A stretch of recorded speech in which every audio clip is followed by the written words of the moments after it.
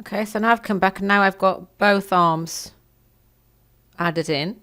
And there's different ways that you can do that. You can actually do what you similar to what you did in the legs, which is just to animate the other arm on the same keys as the first one, and you can just look at the numbers, or or just eyeball it in the side view, and then once you're happy, then you can just offset all of those keys by 12 so that you get the opposite. Or you can just do it from scratch. I don't mind either way. But one thing I think I want to do now is because I've got quite a lot of energy in this walk, I've got quite a lot of movement in the arms. I think the shoulders are looking rather stiff, so I think I want to add some rotation through the shoulders.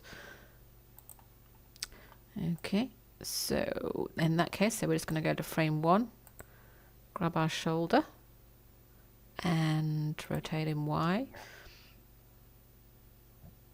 So if I just go, let's have a look, what's going to look quite cool. 3 minus 3. Okay, let's just key that and then do the same thing to frame 24. And then go to frame 12. Make that minus, make that 3. Okay, and then pop in and cycle it. Just gonna hit the F key to make this look a bit more visible. Okay, let's see if that's any better.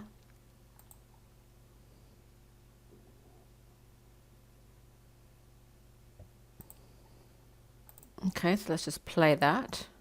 And I don't think that's enough, actually. I think it's still a bit static up there, so I'm going to up that number, but I'm going to do that in the graph editor. So I was going to pause, bring the graph editor up, and maybe I might double that to, I may even go up to 7. Let's see what 7 does. So this is going to have to be a minus 7, and the other one needs to be a minus 7. Okay, let's have a look and see how that goes. That's better. He looks a bit more, there's a bit more movement through the top of the body there.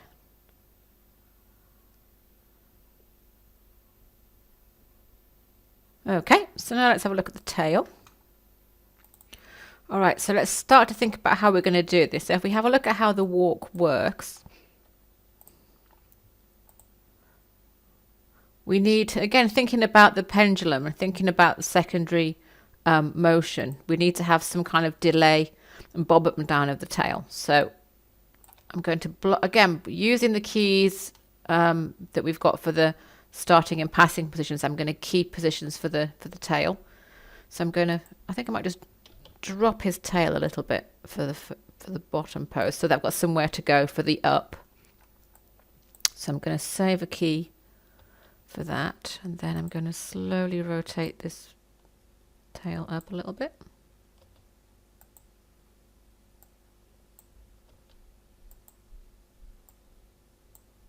Okay, now there's no rotation on here, there's a translation, and I think I might figure that out at the end. Okay, so then I want the same keys on, again, on frame 12 and 25. And because we've got no other keys, I don't need to do the middle mouse drag thing. I've got a slight problem with got his hand in the way. Okay, so S, S, S, S. Okay, and again at frame 24.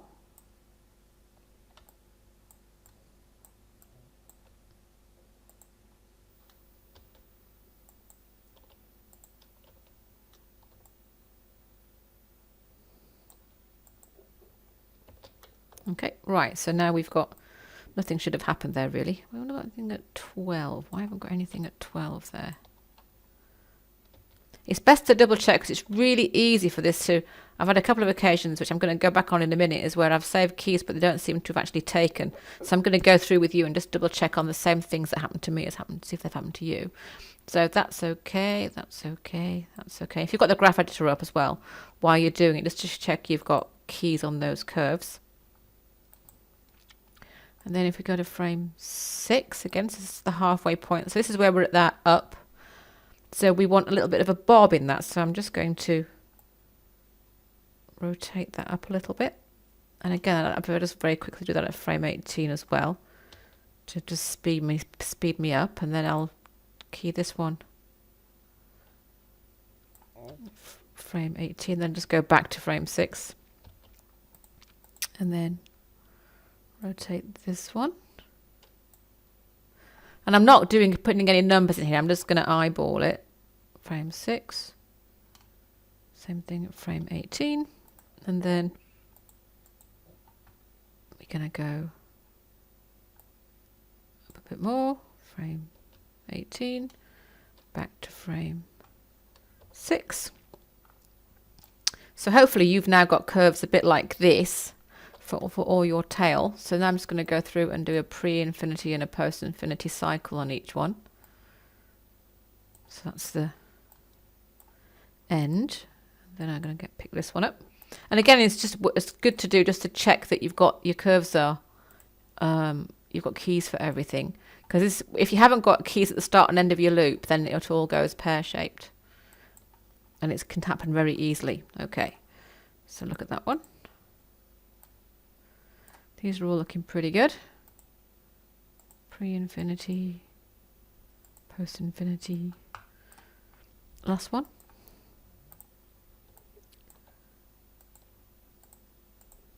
Okay.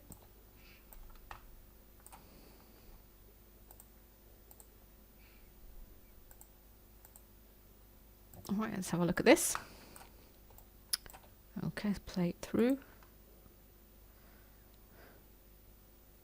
Okay, that's nice, but what I want to do now is do a similar to I did to soften up the arm, is to make this tail just by offsetting the keys, because I haven't really got room to put a breakdown in, so I'm just going to offset these keys just to give it a little bit of a ripple all the way through. So, and the only way you can do this is just to pick a number, and then I'll offset them all by that amount. And then we'll see how we go. So I'm going to shift select, shift select, leave that one where it is. So here's all my keys. Whoops, just done it again. Don't like when it does that. Right. Select them all. And if I go plus equals 2, we'll just do it as a 2 to start with. So now what I want to do is just select the next 3 down.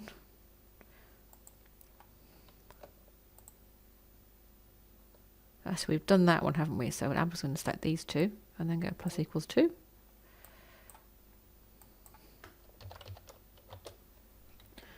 Okay, and then I pick the last one.